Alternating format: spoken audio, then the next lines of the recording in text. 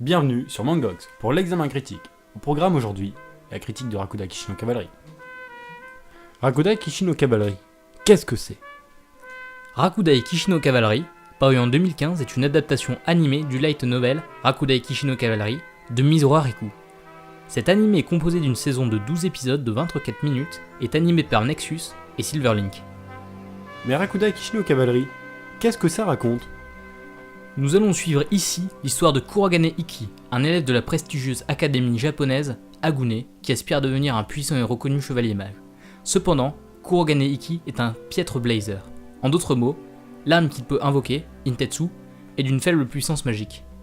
Chevalier de rang F, on lui attribue le sympathique surnom de Worst One. Ou le plus mauvais pour les trois qui n'ont pas suivi les cours d'anglais. Les faibles capacités magiques de Iki l'empêchent de passer en seconde année malgré un maniement de l'épée et une condition physique hors norme.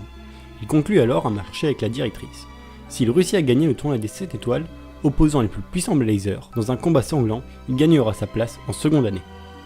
Iki sera aidé de Stella Vermilion, princesse d'une famille puissante d'Europe qui partage le même dortoir que ce dernier. Comme par hasard.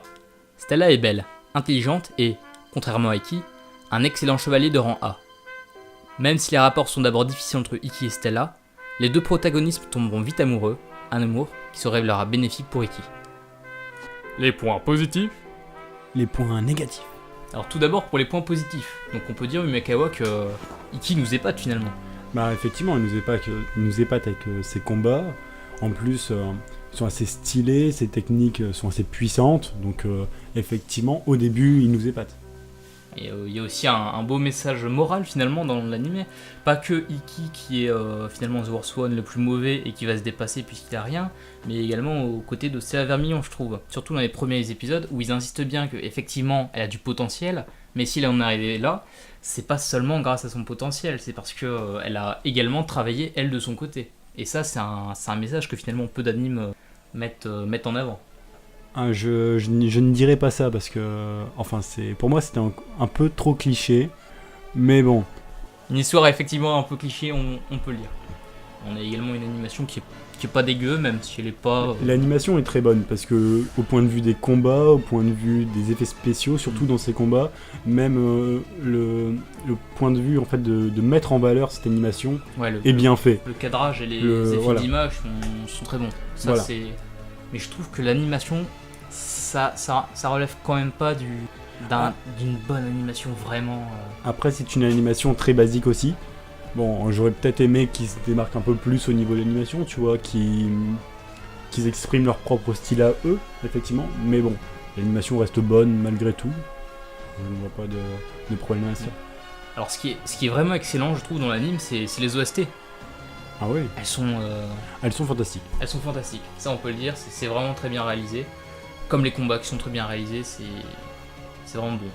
On a aussi un rythme qui est très bon et une entrée rapide dans l'histoire. Moi c'est ce qui me plaît le plus en fait, c'est le rythme. Parce que l'histoire avance, pas comme dans certains shonen où le héros reste bloqué à une case et au bout de 1000 épisodes tout d'un coup fait « Oh, évolution !» Non. Surtout en ce moment. Ouais, voilà.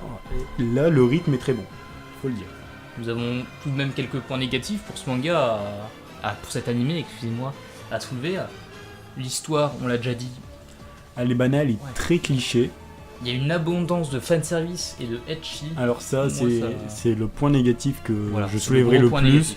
Parce que je ne vois pas des fois l'intérêt de mettre des fanservice comme ça. Surtout qu'à un moment, il y a un épisode où ils se retrouvent dans une forêt. Et là, ce n'est que pour le fanservice qu'on regarde cet épisode. Enfin, je ne vois pas l'intérêt. Ils auraient dû mettre de l'histoire à la place. Il est trop assumé. Stella aussi. Bah, disons que c'est le cliché typique de la fille des mangas, quoi. Voilà, c'est un peu trop, pareil. Les filles, en général d'ailleurs, sont un peu clichés. Et elles sont tous amoureux du héros principal. Sauf Todo, finalement. Todo qui vient mettre une touche de fraîcheur, je trouve, puisque c'est quand même une fille. Todo se démarque surtout grâce à sa puissance. Ouais, et puis surtout elle va contre la morale de l'animé, c'est-à-dire qu'elle n'a pas eu besoin d'entraînement spécifique. Bien pas jusqu'à dire là. Bien qu'elle ait eu un maître, qu'elle s'est entraînée aussi, mais elle a surtout un talent énorme dès le départ. Pour moi, surtout Todo, c'est une copine finalement du héros, elle est pas amoureuse. Moi je trouve pas, je pense qu'elle est plus distante que ça encore. Elle se tient vraiment à l'écart. C'est pas un ami. Un rival finalement. Ouais voilà, c'était plus un rival qu'une amie. Nous avons également quelques éléments scénaristiques qui sont bancaux, comme par exemple l'attaque du supermarché. J'en vois pas trop l'intérêt moi personnellement, mais... On a de la belle animation, du beau suspense, mais ça vient pas avancer finalement l'histoire plus que ça. C'est une entrée en fait dans l'histoire. Voilà. Et on a également un petit mot au milieu de l'anime, mais ce petit mot est vraiment minimum. On a 3-4 épisodes qui ne servent strictement à rien au milieu de l'anime. Je dirais pas qu'ils servent strictement à rien, mais effectivement il y a un rythme un peu moins soutenu, même si le rythme reste bon. Disons que l'histoire n'avance pas trop pendant ces épisodes. L'histoire avance un peu moins, effectivement. Faut-il regarder cet anime? Et ben pour moi, Foxy c'est un oui. Pour moi aussi c'est un oui, c'est un très bon anime malgré tout. Ouais, c'est un bon anime avec une bonne animation, des bons effets de cadrage, une très bonne OST. Et des effets spéciaux surprenants. Ouais, les combats sont vraiment ouf.